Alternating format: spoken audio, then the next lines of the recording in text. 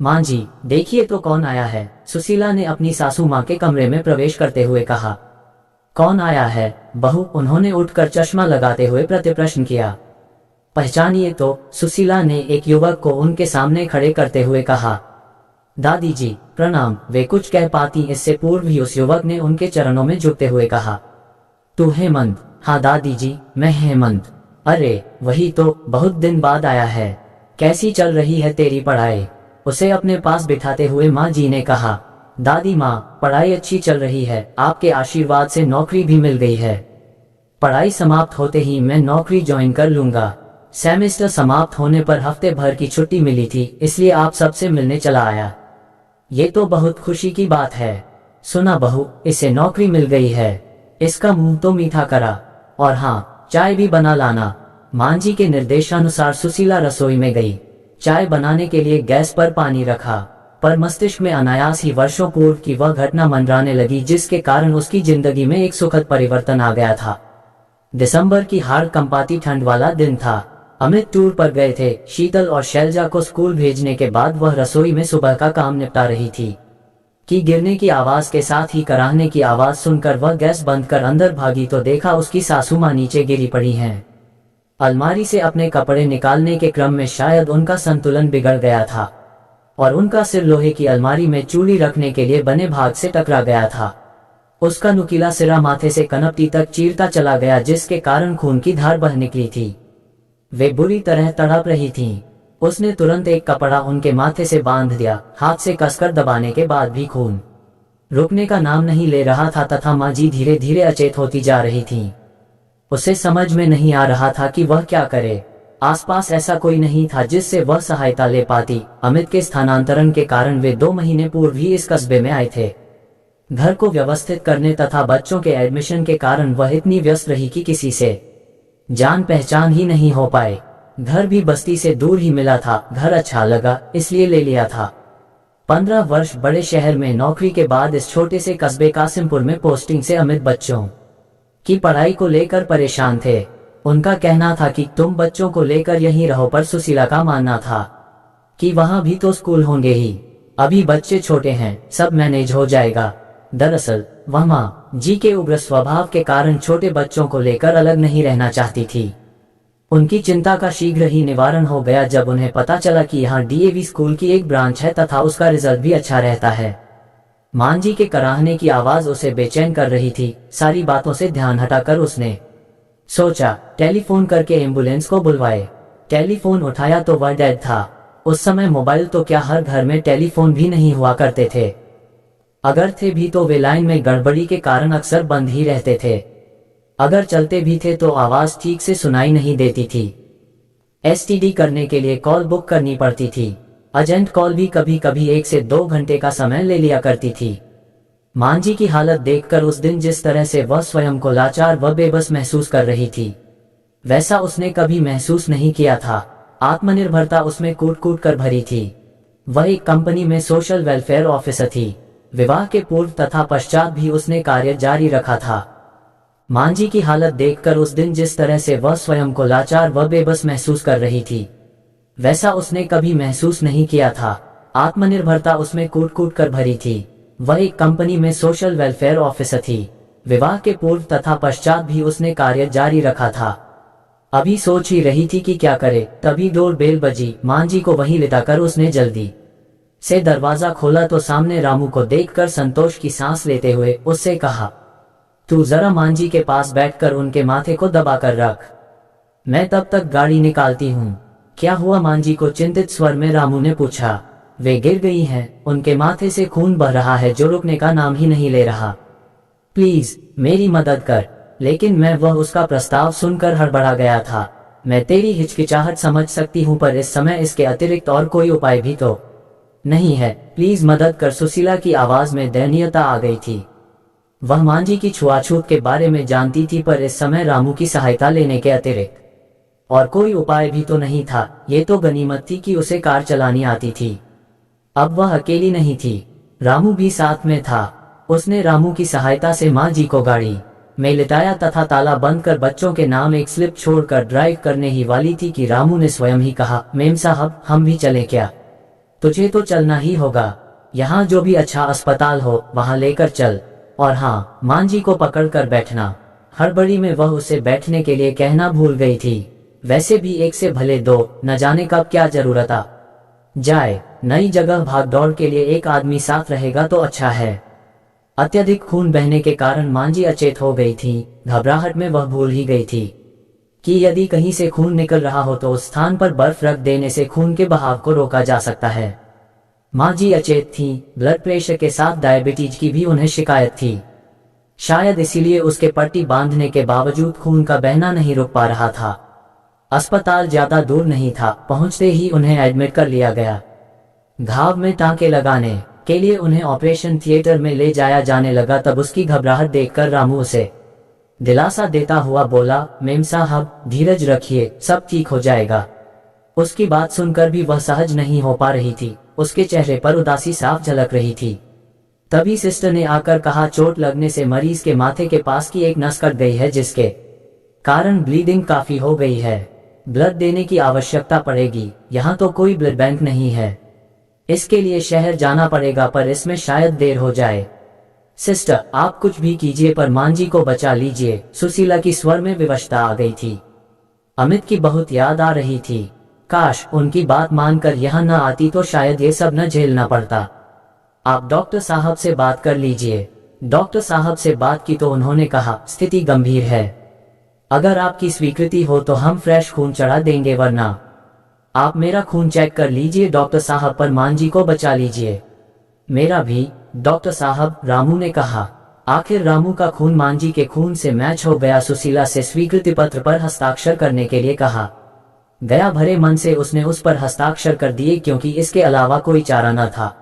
मांझी को जब रामू का खून चढ़ाया जा रहा था तब वह सोच रही थी, जिस आदमी को मांझी सदाहीन और अछूत समझकर उसका तिरस्कार करती रही थी, वही आज उनके प्राणों का रक्षक बन गया है। घर में बेडरूम से अटैच बाथरूम को धोने के लिए ड्राइंग रूम को पार करते हुए बेडरूम में घुसकर ही बाथरूम जाया जा सकता था। 3 बेडरूम का मकान होने के कारण अलग से पूजा घर नहीं बना पाए थे। स्टोव में ही मंदिर रखकर पूजा घर बना लिया था, पर स्टोव भी इतना बड़ा तथा हवादार नहीं था कि उसमें कोई इंसान घंटे 2 घंटे बैठकर पूजा कर पाए। वैसे भी सुबह कई बार उसे स्वयं ही कोई न कोई सामान निकालने स्टोव में जाना ही पड़ता था, जिससे मांझी की पूजा में विघ्न पड़ता था। मांझी ऐसी ढकोसलेबाजी में कुछ ज्यादा ही विश्वास करती थी, इसलिए आरती करके वे बेडरूम में ही कुर्सी डालकर पूजा किया करती थीं। जिस समय रामू सफाई करने आता वही उनका पूजा का समय रहता था। कई बार उससे उस समय आने के लिए मना किया, पर उसका कहना था 9 से 5 बजे तक मेरी नगर निगम के ऑफिस में ड्यूटी रहती है। यदि इस समय सफाई नहीं कर पाया तो शाम के 5 बजे के बाद ही आ पाऊंगा। मजबूरी के चलते उसका आना उसी समय होता था। उसके आते ही मांझी उसे हिकारत की नजर से देखते हुए अपनी साड़ी के पल्लू से अपनी नाक ढक लेती थी, तथा उसके जाते ही जहां जहां से उसके गुजरने की संभावना होती, पोंछा लग जाने के बाद भी फिर पोंछा लगवाती तथा गंगाजल छिड़क कर स्थान को पवित्र करने का प्रयास करते हुए ये कहने से बाज नहीं आती थी कि इसने तो मेरी पूजा ही भंग कर दी। सुशीला चाहकर भी नहीं कह पाती थी कि वह भी तो एक इंसान है। जैसे अन्य अपना काम करते हैं वैसे ही वह भी अपना काम कर रहा है। अब उसके आने से उनकी पूजा कैसे भंग हो गई, उन्हें समझाना उसके क्या अमित के बस में भी नहीं था। वैसे भी 2 पुत्रियों के बाद फैमिली प्लानिंग का ऑपरेशन करवाने के कारण सुशीला उन्हें फूटी आंख भी नहीं सुहाती थी। दरअसल मांझी को लगता था कि इस निर्णय के पीछे सुशीला का हाथ है। किसी भी माँ को अपना पुत्र कभी गलत लगता ही नहीं है। अगर कहीं कुछ गलत हो रहा है तो वह पुत्र नहीं, बहू के कारण हो रहा है। शायद इसी मनोस्थिति के कारण सास बहू में सदा 36 का आंकड़ा रहता है। अपने इस आक्रोश को जब तब छोटी छोटी बात पर उसे जली कटी सुनाकर निकालती रहती थीं। वह तो अभ्यस्त हो चली थी, लेकिन जब वे शीतल और शैलजा को अपने आक्रोश का निशाना बनाती तब उसे सहन नहीं होता था। लेकिन फिर भी घर में अशांति न हो या जैसी भी है, अमित की मां है सोचकर वह अपने क्रोध को शांत करने का प्रयास करती थी। लेकिन शीतल और शैलजा चुप नहीं रहती थीं। यही कारण था कि उनकी अपनी पोतियों से भी नहीं बना करती थी। रामू तो रामू, काम वाली कमली की 5 वर्षीय बेटी काजल भी यदि गलती से उनसे छू जाती तो उसे भी वे कोसने से नहीं चूकती थी। तुरंत साड़ी बदलती, काम वाली के धोए बर्तन वे फिर पानी से इसलिए धुलवाती कि कहीं उसने प्राकृतिक मासिक चक्र के दौरान बर्तन न धो दिए हों। सुशीला सोचती, जिस चीज के कारण प्रकृति ने औरत को नारीत्व होने का सबसे बड़ा गौरव दिया, भला उसके कारण वह अपवित्र कैसे हो सकती है। वैसे कामवाली को सख्त हिदायत थी कि इन दिनों वह काम नहीं करेगी, पर फिर भी उन्हें विश्वास नहीं था। उनके इस विचार के कारण कामवाली को 4 दिन की अतिरिक्त छुट्टी देनी पड़ती थी। व्यर्थ के बड़े इन कामों के कारण कभी कभी मन आक्रोश से भर उठता था, पर घर की सुख शांति के लिए संयम बरतना उसकी मजबूरी थी। वह जानती थी कि अमित को भी यह सब पसंद नहीं है, पर माँ के उग्र स्वभाव के कारण वे भी चुप रहते थे। कभी वे कुछ कहने का प्रयास करते तो तुरंत कहती, हम सरयुपार्य ब्राह्मण हैं, तुम भूल सकते हो पर मैं नहीं। आज अगर तुम्हारे पिताजी होते, तुम्हारे घर का दाना पानी भी ग्रहण नहीं करते। प्रकृति मुझे न जाने किन पापों की सजा दे रही है। इसके साथ ही उनका रोना प्रारंभ हो जाता। अमित के पिताजी गांव के मंदिर में पुजारी थे। 4 पीढ़ियों से चला आ रहा यह व्यवसाय उन्हें विरासत में मिला था। प्रकांड विद्वान होने के कारण आसपास के अनेक गांवों में उनकी बेहद प्रतिष्ठा थी। दान स्वरूप प्रचुर मात्रा में मिले धन के कारण धन दौलत की कोई कमी नहीं थी। पुरखों की जमीन अलग से धन वर्षा करती रहती थी। एक दिन वे ऐसे सोए कि उठ ही नहीं पाए। अमित परिवार में सबसे बड़े थे। दोनों भाई बाहर हॉस्टल में रहकर पढ़ रहे थे। कोई भी भाई अपने परिवार का पुश्तैनी व्यवसाय यानी पंडिताई तथा खेतीबाड़ी अपनाने को तैयार नहीं था। इसलिए सब कुछ बेचकर तथा खेती को बटाई में देकर वे मां को लेकर चले आए। उस समय शीतल 2 वर्ष की थी। उसके कारण सर्विस में भी समस्या आने लगी थी। मां जी के आने से उसे लगा कि अब शीतल को संभालने में आसानी होगी, पर हुआ विपरीत। दंभी और उग्र स्वभाव की होने के साथ उनकी टोकाटाकी तथा छुआछूत की आदत के कारण कभी कभी उसे लगता था कि उसका सांस लेना ही दूभर हो गया है। इसके साथ उनका एक ही जुमला दोहराना कि हम सरयुपार्य ब्राह्मण हैं, तुम भूल सकते हो पर मैं नहीं, उसे अपराध बोध से जकड़ने लगा था। गलती शायद उनकी भी नहीं थी। बचपन से जो जिस माहौल में पला बड़ा हो, उसके लिए इन सब को एकाएक छोड़ पाना संभव ही नहीं है।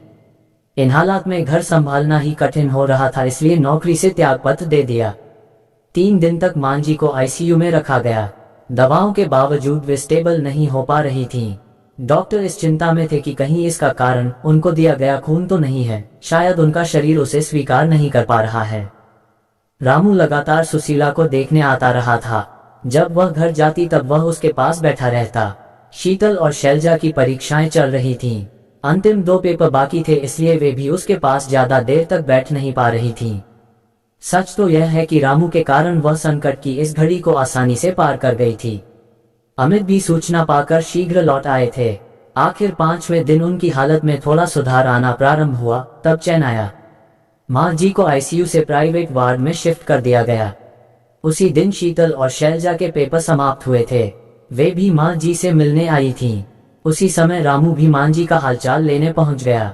उसे देखते ही शीतल ने मां जी की ओर देखते हुए कहा, दादी, रामू की सहायता से ही ममा आपको अस्पताल लेकर आ पाई। क्या इसने मुझे छुआ? मां जी ने हकबका कर कहा। दादी, रामू ने छुआ ही नहीं, आपको अपना खून भी दिया। शैलजा ने कहा। क्या कहा तूने? इसका खून मुझे चढ़ाया गया।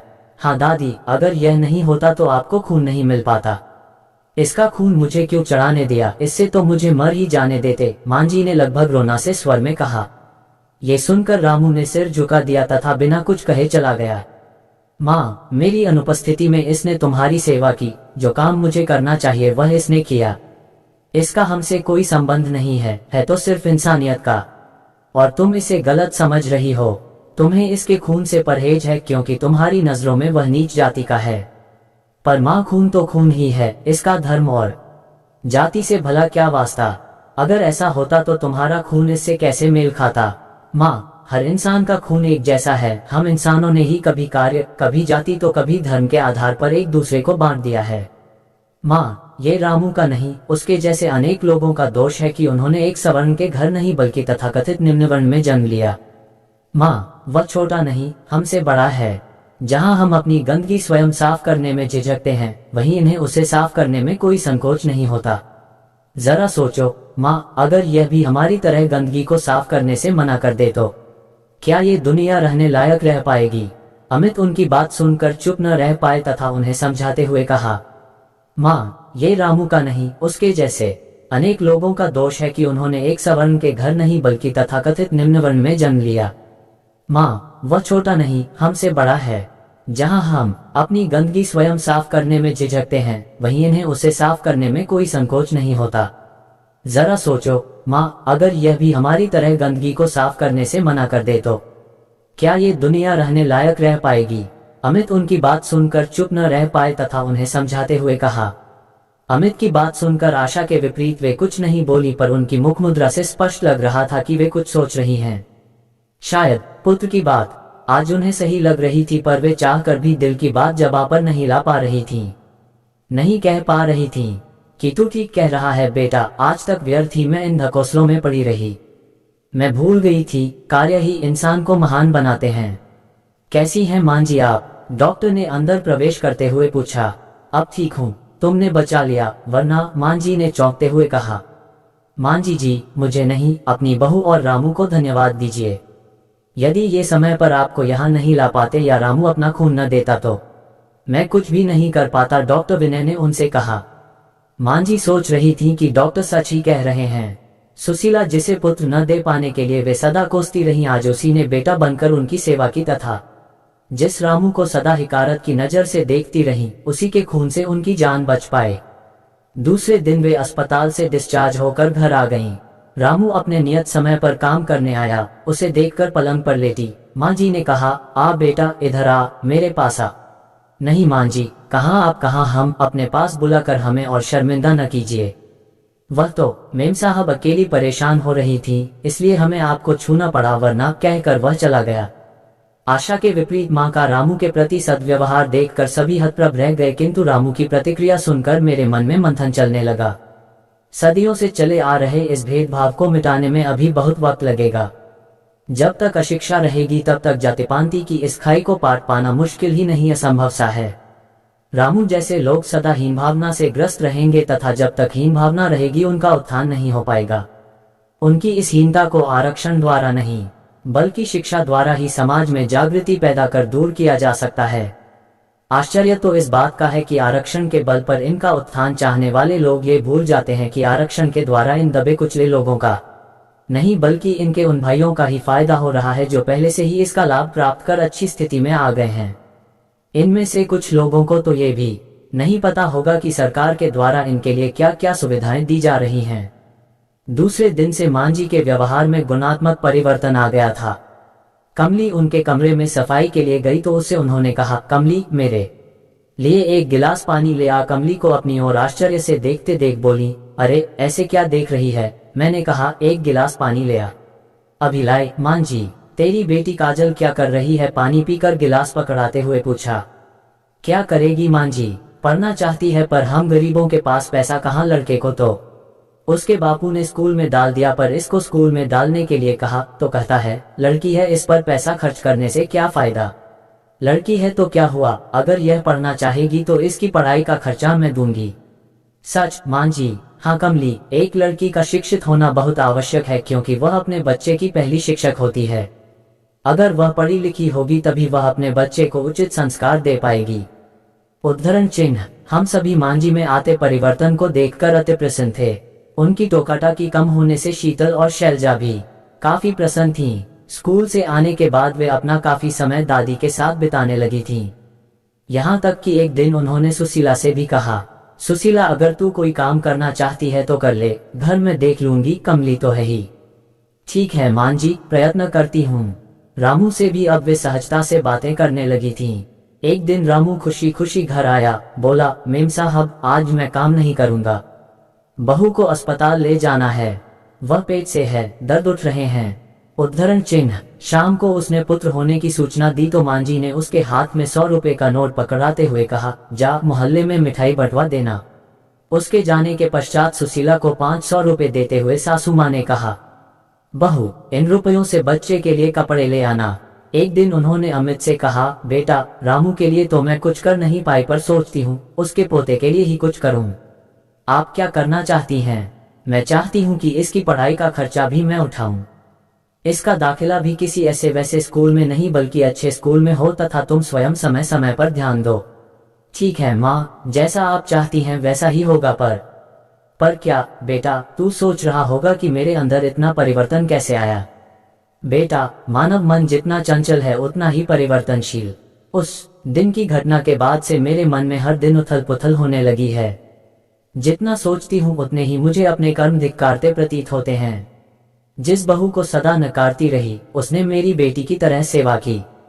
रामू, जिसे सदा तिरस्कृत करती रही उसने मेरी जान बचाने के लिए अपना खून तक दिया, और जिन नातिनों को लड़की होने के कारण कभी प्यार के लायक नहीं समझा, उन्होंने मेरा प्यार पाने के लिए क्या कुछ नहीं किया, पर अपनी मानसिकता के कारण उनके निस्वार्थ प्यार को नकारती रही। मैं प्रायश्चित करना चाहती हूँ। बेटा, तुमने ठीक कहा था बेटा, सभी इंसान एक जैसे ही होते हैं। हम स्वयं ही अपनी सोच के अनुसार उन्हें अच्छा या बुरा, उच्च या नीच मान बैठते हैं। मेरे मन में आजकल कबीरदास जी की वाणी रहर कर गूंजने लगी है। पोती पढ़ जगमुआ, भया न पंडित कोय। ढाई आखर प्रेम का पढ़े सो पंडित होए। वास्तव में जीव मात्र से प्रेम करना तथा अपने सांसारिक कर्तव्यों को निभाना ही इंसानियत है। जब से मुझे सहज मानव धर्म समझ आया तब से मैंने मन ही मन निश्चय किया कि मैं स्वयं में बदलाव लाने का प्रयत्न करूंगी। व्यर्थ के रीति रिवाज या ढकोसलों को, जिनकी वजह से दूसरों को दुख पहुंचता है, अपने मन से निकालने का प्रयत्न करूंगी।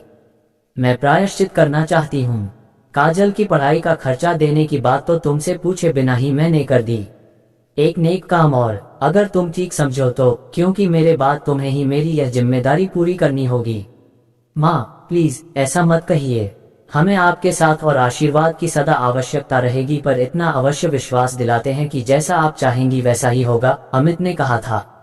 चाय के उबलते पानी की आवाज ने अनुज्ञा के विचारों के भंवर में विघ्न डालकर उसे अतीत से वर्तमान में ला दिया। विचारों को झटक कर शीघ्रता से नाश्ता निकाला, चाय बनाकर कप में डाली तथा कमरे की ओर चल दी। मांझी को चंदू को अपने हाथों से मिठाई खिलाते देखकर वह सोच रही थी, रिश्ते खून के नहीं दिल के भी होते हैं। अगर ऐसा न होता तो इतने वर्षों बाद हम सब एक दूसरे से जुड़े नहीं होते। कासिमपुर में तो हम सिर्फ 5 वर्ष ही रहे, पहले पत्रों के जरिए तथा बाद में मोबाइल के जरिए आपस में जुड़े रहे। पिछले महीने ही काजल का विवाह हुआ, हम सभी गए थे। हमें देखकर कमली की प्रसन्नता का ठिकाना न रहा। काजल और उसका पति विक्रम एक ही स्कूल में अध्यापक हैं। रामू तो नहीं रहा, पर चंदू के जरिए उस परिवार से भी हम सब जुड़े रहे। पिछले वर्ष जब शीतल का विवाह हुआ तो कमली और काजल के साथ चंदू के माता पिता ने विवाह की तैयारियों में काफी मदद की थी। शीतल जहां सॉफ्टवेयर इंजीनियर है, वहीं शैलजा मेडिकल के अंतिम वर्ष में। आज मांझी दोनों की प्रशंसा करते हुए आघाती नहीं हैं, दोनों ही उनको बेहद प्रिय हैं।